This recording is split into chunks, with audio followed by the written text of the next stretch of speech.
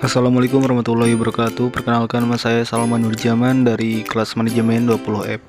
Dan di sini saya akan membahas tentang materi pasar modal. Apa itu pasar modal?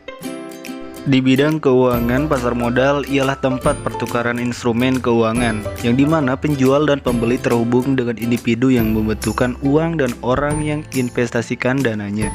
Dan dalam bisnis yang terdaftar di pasar modal Indonesia yang dikenal sebagai Bursa Efek Indonesia atau yang disingkat dengan BII.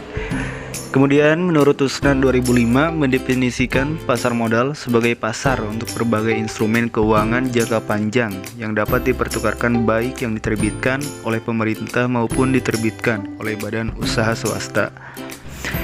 Kemudian menurut Darmaji dan Fahrudin pada tahun 2006, pasar modal ialah pasar untuk berbagai instrumen keuangan jangka panjang yang dapat dipertukarkan dalam berbagai bentuk termasuk pinjaman, saham, dan instrumen keuangan lainnya. Kemudian sejarah pasar modal. Menurut Permata dan Goni, sejarah pasar modal Indonesia sudah dimulai sejak zaman pemerintahan kolonial Belanda. Perdagangan efek dimulai pada tanggal 14 Desember 1912. Anggotanya ialah semula 13 maklar, yang diperjualbelikan ialah saham dan obligasi perusahaan. Perkebunan Belanda yang beroperasi di Indonesia juga obligasi yang dikeluarkan oleh pemerintah Belanda, sertifikat saham perusahaan Amerika dan efek Belanda lainnya. Perkembangan selanjutnya ialah dibukanya Bursa Efek Surabaya dan Semarang pada tahun 1925.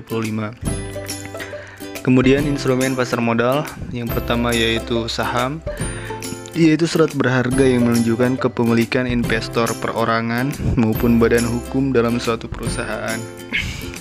Dan yang kedua yaitu obligasi.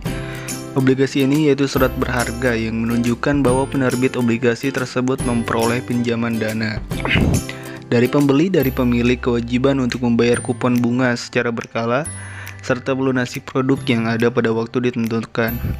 Kemudian yang ketiga yaitu merupakan wadah yang dipergunakan untuk menghimpun dana dari masyarakat pemodal untuk selanjutnya diinvestasikan dalam portofolio efek oleh manajemen investasi. Yang keempat yaitu hak memesan efek terlebih dahulu, jadi diterbitkannya pada saat penawaran umum terbatas isu.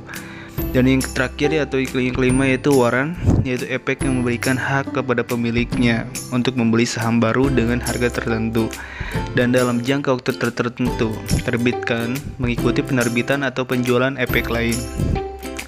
Kemudian yaitu untuk fungsi di bursa pasar modal, yaitu yang pertama menciptakan pasar secara terus-menerus bagi efek yang telah ditawarkan kepada masyarakat.